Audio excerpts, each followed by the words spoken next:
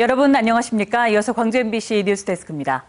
드디어 내일 모레면 제21대 대통령 본선거가 치러집니다. 지난주에 진행된 사전투표 열기는 예상보다 훨씬 뜨거웠는데요.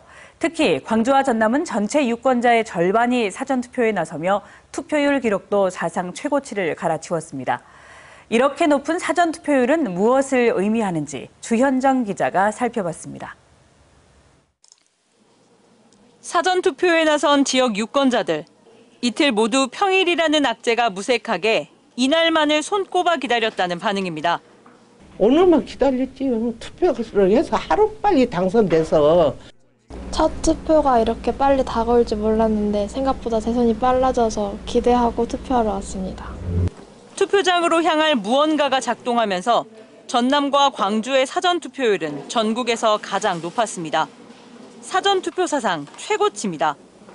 윤석열 파면 과정에서 겪은 광장 민주주의의 경험, 여기에 전통적으로 정치 관여도가 높은 지역적 특성이 높은 사전투표율로 이어진 걸로 보입니다.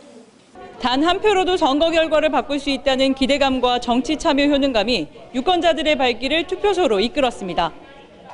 탄핵 정국을 거쳐 치러지는 만큼 이번 대선은 적극 투표층뿐 아니라 부동층 유권자들의 투표 참여 의지도 높습니다.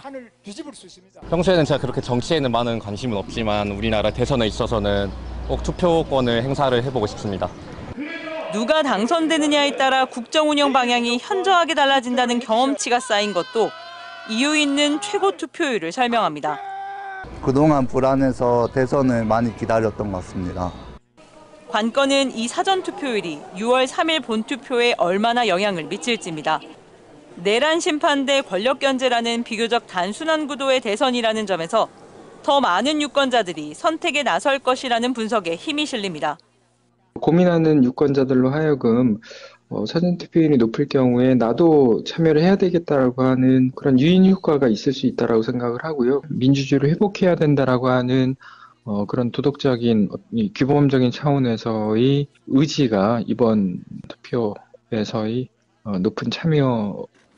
오는 화요일 제21대 대선 투표는 오전 6시부터 오후 8시까지 치러집니다. 투표 마감 직후 MBC 등 지상파 방송 3사는 당선자 예측 조사 결과를 발표합니다. MBC 뉴스 주현정입니다. 제21대 대선 사전투표 기간에 여수에서 유권자 실어 나르기 의심 신고가 접수돼 경찰이 사실관계 파악에 나섰습니다. 여수시 선거관리위원회와 여수경찰서는 지난 29일 여수의 한 복지센터에서 50여 명의 유권자들을 태운 버스가 사전투표소로 이동했다는 신고가 접수돼 정확한 사실관계 파악에 착수했습니다.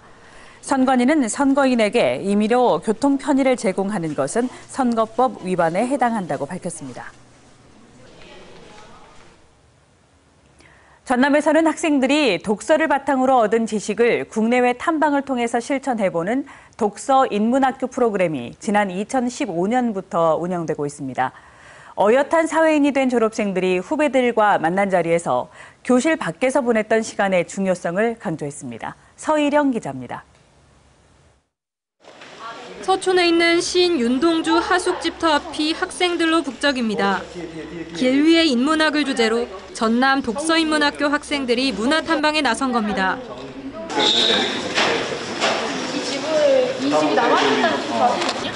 방현석 작가와 만남부터 광복 80주년 퍼포먼스, DMZ 방문 등 나흘간 이어진 인문학 관련 활동. 인문학을 통해서 찾게 된 건 나 자신이었습니다. 오랜만에 교실 밖에서 시간을 보낸 학생들은 성적 경쟁 속에 희미해졌던 진짜 자신의 적성과 흥미를 다시금 고민하게 됐습니다. 문학 쪽으로 진로를 희망하고 있는데 항상 이런 일들은 성공하기도 어려울 것 같다는 그런 걱정을 가지고 있었는데 걱정만 많던 제가 이번 캠프를 통해서 노력을 통해서 불안감을 없앨 수 있는 생각으로 바뀌게 되었던 것 같습니다. 아는 만큼 보인다는 기조 아래 2015년 문을 연 전남 독서인문학교. 10년째를 기념해 모인 1기와 2기 졸업생들은 어엿한 사회인이 돼 과거 자신들처럼 인문학의 여정을 떠날 후배들과 만났습니다. 이들은 후배들에게 교실 밖 나를 성찰하는 시간은 멈춤이 아닌 더 큰 도약이었다고 입을 모았습니다. 나에게만 집중할 수 있는 시간이기 때문에 내가 평생 시간을 들이고 노력을 들여서 해야 될 게 뭔지, 그리고 지치고 힘들어도 그걸 이겨낼 수 있는 원동력이 무엇일지 찾아가는. 저는 원래 자기 주장이 없는 아이였는데 이런 독서 토론을 통해서 자기 주장을 할 수 있었고, 사회에 나와서도 아닌 부분은 아니다라고 말할 수 있는 성격을 갖고 맞는 부분은 공감해주고 이해해주는 성격을 갖게 되었다 생각합니다. 특히 취업난의 이공계 선호 분위기가 커지고 있지만 여전히 인문학적 상상력과 소양이 바탕이 돼야 제대로 발전할 수 있다며 사유의 지평을 넓히는 이 같은 인문학 행사가 이어져야 한다고 강조했습니다. 가면 갈수록 기술이 발전해 나가는 시대에서 무엇이든 자기가 원하는 것을 이룰 수 있다면 내가 무엇을 원하는지, 내가 무엇을 꿈꾸는지를 확인하는 것이 가장 중요하다고 생각하고, 그때 인문학이 중요한 키워드가 될 수 있지 않을까. 극한 대립의 시대, 보다 보편적이고 윤리적인 길을 제시하는 인문학의 가치가 다시금 주목받고 있습니다. MBC 뉴스 서희령입니다. 호남권 최초의 어린이 직업체험관 순천만 자아월드가 재개관했습니다. 순천시는 1년여에 걸쳐 새롭게 단장을 마치고 재개관한 순천만 자아월드에 가족 단위 방문객들이 몰리면서 첫날부터 전석 매진 기록을 세웠다고 밝혔습니다.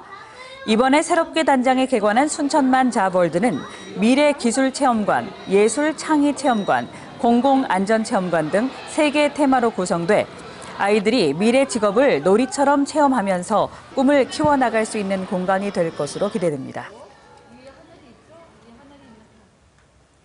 특전사와 해병대 예비역들이 단체로 국립 5.18 민주묘지를 참배하고 5월 영령들의 넋을 추모했습니다. 이들은 5.18 당시의 참혹함을 잘 알고 있다며 속죄하는 심정으로 고인들의 명복을 기원한다고 밝혔습니다. 또 5.18을 왜곡하는 세력에 맞서 국민 통합과 군의 명예회복을 위해 앞장서겠다고 말했습니다. 법원이 5.18 부상자 회장의 당선이 무효라고 판결했습니다. 광주지법 민사 13부 정영호 부장판사는 5.18 부상자회 회원 2명이 제기한 당선 무효 확인 소송에서 원고 승소 판결했다고 밝혔습니다. 재판부는 지난해 6월 치러진 선거에서 조규현 현 회장이 허위 학력을 기재하고 이사회가 의결 정족수 요건을 충족하지 못하는 등 절차상 하자가 있었다는 원고 측의 주장을 받아들였습니다. 광주시청 소속의 이재성 선수와 강다슬 선수가 400m 계주에서 한국 신기록을 세웠습니다. 두 선수는 경북 구미에서 열린 아시아 육상 선수권 대회에 출전해 남녀 400m 계주 결승에서 각각 한국 신기록을 수립했습니다. 특히 이재성 선수는 한국 신기록과 함께 아시아 육상 선수권 대회 사상 처음으로 이 종목에서 금메달을 따냈습니다. 이른바 골든타임을 놓쳐 사망한 외상 환자의 비율이 호남과 제주 권역에서 높게 나타나고 있습니다. 아주대병원 권역외상센터 연구팀이 지난 2021년 외상으로 숨진 사망자를 표본 추출해 분석한 결과 호남, 제주 권역의 예방 가능한 외상 사망률은 21.1%로 전국 5개 권역 가운데 가장 높았습니다. 반면 인천, 경기 권역은 10.2%, 서울은 12.4%, 영남 권역은 13.6%였습니다. 예방 가능한 외상 사망률은 적절한 시간 안에 치료가 가능한 병원으로 이송돼 치료를 받았다면 살릴 수 있었을 것으로 추정되는 사망자의 비율을 뜻합니다. 광주와 전남에서 운전면허증을 잦은 반납한 고령 운전자 가운데 70대 후반의 반납자가 가장 많은 것으로 나타났습니다. 광주경찰청과 전남경찰청에 따르면 지난해 운전면허를 반납한 65세 이상 고령 운전자는 5,481명으로 집계됐습니다. 연령대별로는 70대가 62.7%로 가장 많은 비중을 차지했습니다. 언제 어디서나 내 손 안의 뉴스. 광주 MBC 뉴스 유튜브 구독으로 함께하세요.